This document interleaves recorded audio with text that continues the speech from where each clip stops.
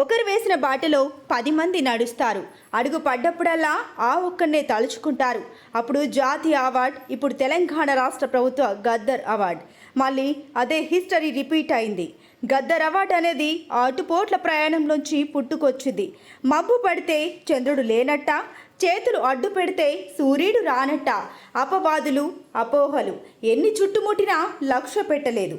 అల్లు అర్జున్ బయటికి వస్తే జనాలు ఈలలు వేసి గోల చేస్తారు. అతని టాలెంట్ మాత్రం సైలెంట్ బ్లాస్ట్ అవుతుంది. గద్దర్ అవార్డు రూపంలో తనని వెతుక్కుంటూ వస్తుంది. ప్రయాణం మాత్రమే చేసేవాడు గమ్యం తెలుసుకుంటాడు. అప్పుడు దానికోసం ఎదురుచూపులుండవు. మైలురాళ్ళు మన దగ్గరకు రావు. నడుచుకుంటూ వెళితే అవే వెనక్కి వెళ్ళిపోతాయి. అర్జున్ అలాంటి ఓ ప్రయాణికుడు, అలుపెరగని స్వాప్నికుడు. పుష్ప 2కి గద్దర్ అవార్డు ప్రకటించగానే అతని అభిమానులు గర్వంగా తలెత్తుకున్నారు.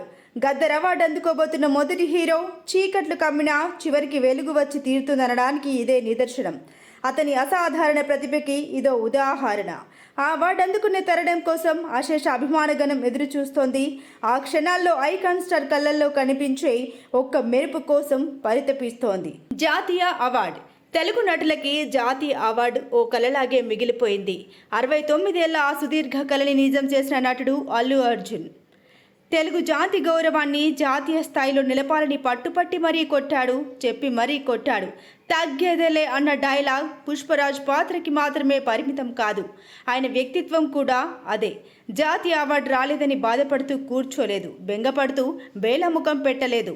అందరూ ఆశల్ని ఒక్కడే మోశాడు. ఎంతో మంది ఎదురుచూపుల్ని ఒక్కడే చూశాడు.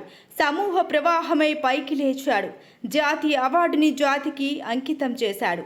నటులుగా ఎవరు పుట్టరు, ఎదుగుతారు అని చెప్పడానికి ఐకాన్ స్టార్ ఒక ఉదాహరణ. తన కోసం తాను శ్రమిస్తే శ్రామికుడు, జాతి కోసం నటిస్తే అతనే నిజమైన ప్రేమికుడు. జాతి గర్వంగా తలెత్తుకొని చూడాలంటే సర్వం ధారపోయాలి, పనిని ప్రేమించాలి. అప్పుడే అది సాధ్యం.